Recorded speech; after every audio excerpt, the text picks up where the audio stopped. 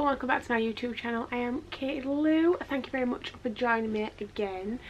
If you saw the last video that I've put up, you will know I'm doing a little bit of a series about endometriosis. So these different videos will include different things. For example, there's going to be a video on what to pack in your hospital bag before you go to hospital, and so on and so forth. So my second video is top tips before surgery. Let's go.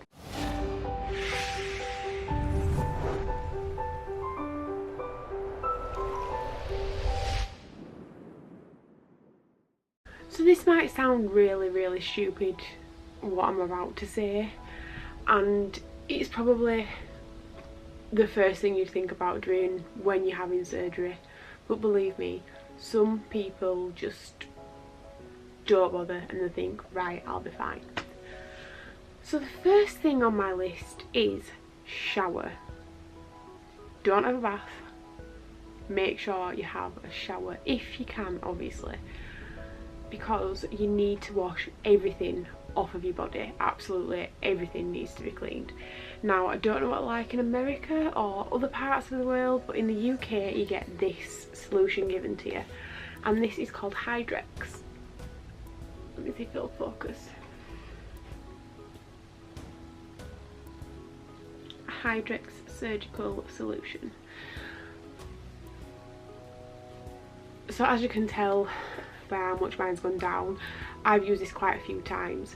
You have to wash with this previously to going to theatre. So if you're a girl like me who only washes the hair once or twice a week, then it's fine. All you've got to do is wrap your hair up and use this 4 days before going into theatre. So use it for 4 consecutive days, and then on the last day, the night before your theatre, make sure you wash your hair. You can use this to wash your hair and then use your shampoo and conditioner as well, and it's extra squeaky clean, but make sure you use this solution if it is given to you. Now, like I said, if you only wash your hair once or twice a week, try plan it out so the second time that you're going to wash your hair is the day before your surgery, because you're not going to be able to shower for at least 2 weeks. You've got to keep your wounds dry and clean, and you've got to change your pads on the wounds every single day.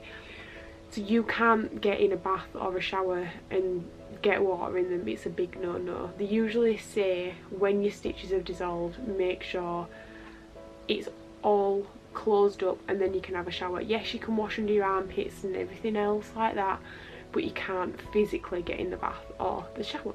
So my second tip for you guys is make sure you clean your bedroom. Now, that might sound so stupid, and people like my room's tidy anyway. Basically, when you've had surgery, you are not going to be moving very far for a number of weeks. Make sure that your room is clean and tidy, and if you've got people coming to visit you or you've got people helping you, that there's things out that are easy for them to access. The side of the drawers are easy for you to access as well, and you've got things on hand that you may need. Make sure everything's clean and put away, and you've got fresh bedding and it's a clean environment, because the last thing you want is an infection after you have had surgery. Like I've said, you'll have open wounds. They may be covered by micropore pads, but it needs to be clean. So have a good deep clean of your bedroom. Following on from that point, which fits in pretty well with this one, is make sure you have things accessible. I'm talking about phone chargers and your phone itself. Make sure that your phone's either on the bed with you or on the side table of the bed if you've got one. Make sure you've got drinks available. Make sure you've got snacks available. Make sure if you need to call somebody that your phone is on hand at all times. Make sure you've got books and remotes, because the last thing you're going to want to do when you've had a surgery on your stomach is roll over, because you won't be able to. And yeah, it just hurts too much. So just make sure you've got things on hand. Make sure you've got plenty of pillows. Make sure your pillows are plumped up make sure your pillows are plumped up to sit you up through the day, and then later on at night or when you're wanting to have a sleep, make sure somebody else comes in to help you to sort of get your pillows down. And I'm talking after surgery, but hey ho, just make sure everything is accessible and you've not got stuff put in drawers that you can't reach, or that you've not left something lying on the floor that you need to grab later on. Just make sure it's there. My fourth point of what to do before surgery is make sure you book at least 4 weeks off work after you've had your laparoscopy, purely because the recovery time ranges between 4 to 12 weeks. It depends what sort of surgery you have, and it depends how bad your endometriosis is inside once they get in there. You could go down to theatre and be down there half an hour, or you could be like me and go down to theatre and be there 5.5 hours, and you end up having to have 8 weeks off work. So it's best to just let your employer know or your school know that you're not going to be there for a number of weeks minimum. Obviously you will get a hospital note that says you're written off of work for a certain amount of time, and make sure that somebody can take that into work or college or school for you, because that is critical. Stock up on snacks and drinks. The reason I say this is because when you've had surgery and it's the middle of the night and you wake up and you're so thirsty because your throat is so dry from having the tubes down and being out of it for quite a while, when you first wake up you won't feel very thirsty, but when you get home you probably will. I went through a phase where I just wanted milk for some strange reason after my surgery, and I just wanted to drink milk all night long. So just make sure you've got a drink on hand, or that before you go into sleep somebody does get a drink for you. Make sure you've got little snacks. Cereal bars are really good, and packets of crisps are really good. Chocolate bars, because you need to keep your sugar levels up as well. When you've had surgery, believe me, all the work you put in at the gym or all the dieting you've done just goes out the window, because you need to look after number one and you need to listen to your body. So make sure you've got them on hand, easy and accessible. Don't put them on the floor at the side of the bed, because as I've said, you won't be able to bend down and get them because it is very, very painful. The next one is a big one that a lot of people do forget to do, or they break it by a couple of hours, and that is make sure you starve from the advised time on your hospital letter. The reason why it is so important is, say for example you have been told to starve from 12 o'clock midnight and you need to be in the hospital at 7:30 the next morning. That is so that your food is all digested and everything's gone and it's cleared, so that way when you are put to sleep and you do get the tubes put in your throat, that you're not sick and then you can't choke on your own vomit. And it's just a safety precaution, and this includes food and drink. And I know how hard it is when you sat there in the waiting room and there's people next to you having a coffee and eating a bag of Doritos, and you're starving and you're so thirsty and you're like, oh, just give me a minute, or just let me have a sip of that water. Don't do it. When you are put to sleep you are pumped full of fluids through the IV, and when you wake up you won't feel as dehydrated because you've been given fluids for so long. So just bear that in mind. It's awful and you may have dry mouth, but it's all worth it in the end. Make a playlist on YouTube. Now you might think I'm stupid saying that, but yeah, you could have Netflix and everything and that's fine, but when you've just come home and you've had surgery you may not feel like going to sleep, and you may not feel like scrolling through Netflix trying to find something to watch. The easiest thing I can advise you, I don't have my phone, the easiest thing I can advise you to do is go into YouTube, make a playlist of videos that interest you, make a playlist of videos that you may find interesting that you've not watched before, or maybe download something that you've watched previously and you want to watch it again. For me it's got to be the Shane Dawson series. I love them, so I could watch them over and over again. But just download something that's easy for you to watch, and then you're not having to like try find something to watch when you're high on medication and you're not with it and you're drowsy.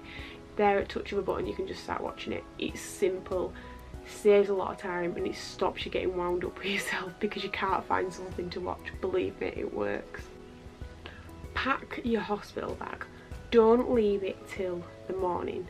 Make sure the night before you pack all your goods that you need for the hospital and your return journey from the hospital in there. This is a different video that I'm going to do about what to put in your hospital bag. Stay tuned to see that. But make sure you pack it the night before, because if you're tired the next morning when you wake up and you go to pack it, then guarantee you'll forget something. Maybe your dressing gown, might be your hospital letter, maybe just your slippers, but you will forget something. So I like to pack it the morning before I actually go into hospital, and then that way through the day, if I remember that there's anything else I need to put in, I can just add it in, and it's as simple as that. So my last 2 points sort of go together, and they may seem a bit daft, but you need to make sure you stay calm. I know how terrifying it is thinking that you're going into hospital and you're going to have surgery, and it may be your first time going to have surgery. For me, I've had 18 operations for various different other things, and we don't need to get into that right now, but believe me, I'm used to it and it still scares me. And you need to sort of relax, take deep breaths, think that happy, nice little thoughts that keep you calm. Everything's going to be fine. They know what they're doing. They've done this before. They've gone to medical school. They've trained for it. They're fully aware of what they need to do. You're not the only one that's ever had this done. There's thousands more people out there that have had this operation done. You are going to be fine, and I can promise you that. I've had 4 or 5 different surgeons do my surgery for me, and every single one of them has been fantastic. So make sure you stay calm. And my last point is get some sleep. Purely because when you've had your surgery, I don't know if it's the same in America or other parts of the world, but in the UK you go into hospital in the morning. As long as you've had your surgery by 5 o'clock in the afternoon, 6 o'clock latest, you can come home. So for example, my last surgery I went down at 11 o'clock and I didn't come back onto the ward till about 5, so it was very, very long surgery. They were going to keep me in, but then they said that I could go home. So when I got home, I was agitated, I felt sick, I was crying, I was tired, but I wasn't tired, I was frustrated, I was in pain, I was nauseous, I was hungry, I was thirsty, and then I was full. Your hormones are all over the place and you feel horrible. As soon as you get home, you're like, I want to shower, but you can't shower, and you want to wash, but you don't have the energy for somebody to sit and wash you, and then you need toilet and you don't have the energy to get up and go to the toilet, and because you can't walk to the toilet, and then you may need to have somebody carry you to the toilet, which I've had to do before. But make sure the night before you sleep as much as you can, because the days following your surgery, maybe 3, 4, 5 days, you're not going to sleep very well. You still have your natural instinct to turn over in bed, and then you'll start to turn, and before you've even got this far, something in your mind goes, oh crap, I've had surgery and it really hurts, and you can't turn. Or you'll subconsciously wake up because you need to have your tablets, or you'll be thirsty, or you'll need a wee, and all these things will stop you from sleeping, because your body's relaxed through the day when you're taking your tablets and you just think, oh, this is it, I'll just lay here. But then on a night when the tablets start to wear off and you need a drink or you need to go for a wee, that's when your body's like alert and wanting to watch TV and play games on your phone to keep yourself awake because you've been drowsy all day. Now, these are just some of the tips I would advise, and these are the tips that I've been living by for the past, God, I was diagnosed years ago, but the first time I ended up in hospital I was 16, so I've been going by these top tips for the past 10 years and they've worked out pretty well for me. So yeah, they're what I think and I believe. If you do something different before surgery, please let me know, comment down below and let's share our experiences. Please make sure to like and subscribe and click the little notification bell, and I will be back very soon with more tips and tricks on what to do when you've got endometriosis. See ya!